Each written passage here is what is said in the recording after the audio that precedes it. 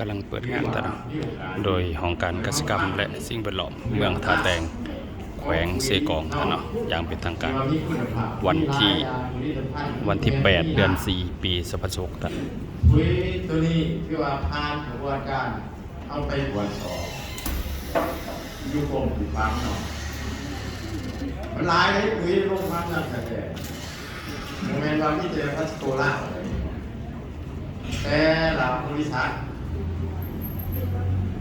ตอบเขามาหาก่อนไปขายเนาะเขามาหาแคสซิกรรมขวดเมืองมานี่ทะเบียนคุณบอกเพื่อการในบอกว่าแบบระเบียบของแคสซิกรรมนี่อย่างเกิดสิ่งนี้ทะเบียนคุณไปจดทะเบียนเอาคุณไปขวดสอบว่ามีฐานทหารสังเกตที่แค่ขาดวิเม็ดวิหนักเนาะเข้าใจไหมครับเนาะร้ายบอลโลกพนันบอกสหายเป็นบอกไปขายนี่บอกว่าไปขายบางทีบางปีนี่บริษัทหนึ่งเขามากเนาะเขาก็จะเป็นผู้สอบนี่คุณนี่ที่ไปที่มาบอกไปฟังตอนสีโลกบอจักสิบอกขายเมื่อยางเดียวจากเทคนิคใส่ยังไงมากยังไงข้าวหนึ่งเห็นเขาโถใส่ว่าหนาว่าบ่อย่างไรการวิชาการ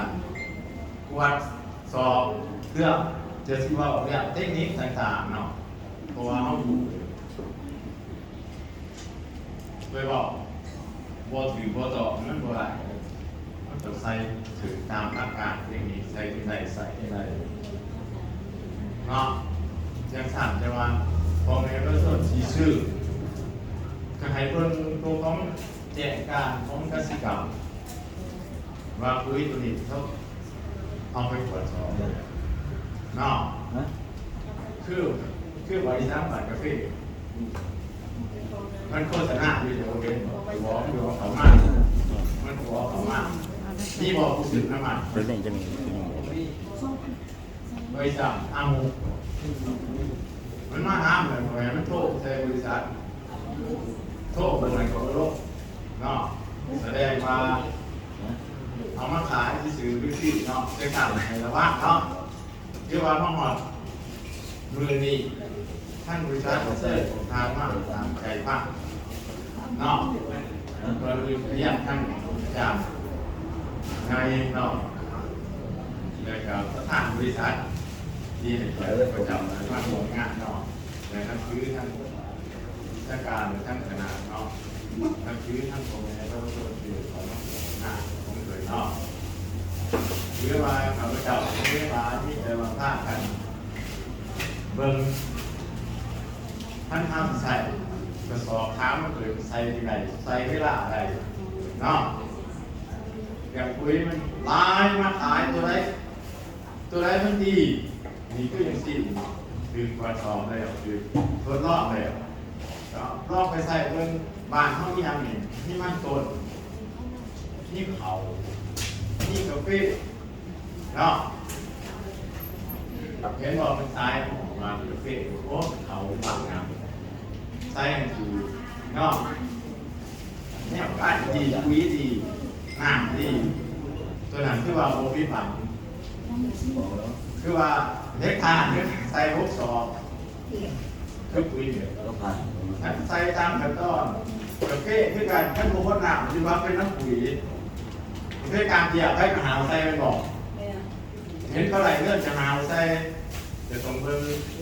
คือตีของที่หนามบดบอกย่างแดดสีผู้ดีจะตายแล้วโดนมาจะช่วยเลยเนาะให้ใส่ย่างใครคุยก็ให้ใส่เงินหกเงินเก่าเพราะสมัย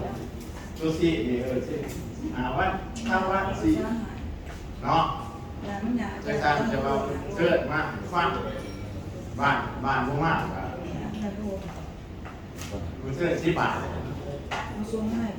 นี่ทั้งการทำใส่ทั้งโค้หาเขาไว้โค้หาก่อนการเทคนิคการทำใส่เนาะกับสิบโมมีทั้งหลายได้ที่จะว่าเสื้อทั้งอันนี้ตอนนึงเขาเข้าใจทั้งประธานที่ได้เสียเขามาก ฟังเรื่องที่นี้ก็คือเหมือนเราก็ใช้หาขีดเนาะต้นหนึ่งเดี๋ยวไปใช้3-4 กิโล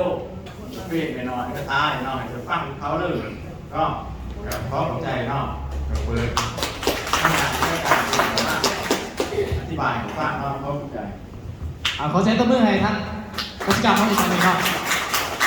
จากที่ว่าเป็นการเปิดงานยามพิธีการเนาะก็คือต่อไปนี้แม่น้องจะมาฟังเรื่องเล่าดีๆเนาะเกี่ยวกับปุ๋ยเนาะกับผลิตภัณฑ์อื่นๆเนาะซึ่งว่ามีพิธีการเพื่อจะมาให้ว่าโม่เนาะคุณซื้อมาบนท่านพอไปไหนแล้วคุณมาทำทั้งไหนได้ปะทั้งไหนคุณได้ทำทั้งไหนจะให้เป็นผ่าทั้งงานดิ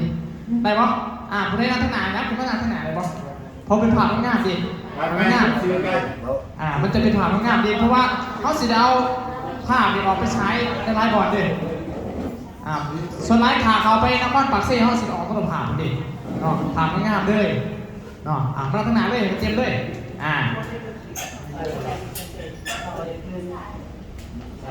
1 2 3 4ยังอีก4ทางเนาะนั่งดูดิ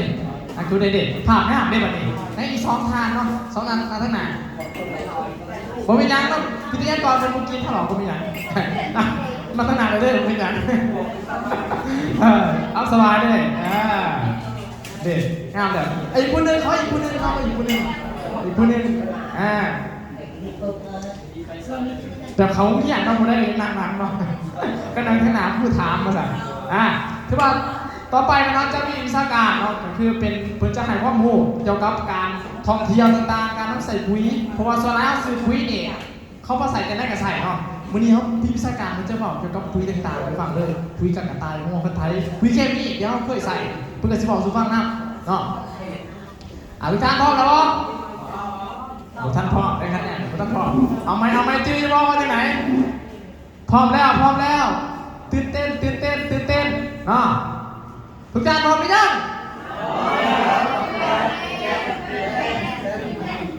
ไม่ต้องพร้อมกันไปเลยเอาพร้อมกันมั้ยแล้วจะพร้อมได้เอาพร้อมกันได้ทันเนี่ยเพื่อบริการศึกษาเสียเวลาเนาะทุกท่านพร้อมหรือยังขอเซ็นตัวเพื่อนนายตอนนำอาจารย์สันติภาโม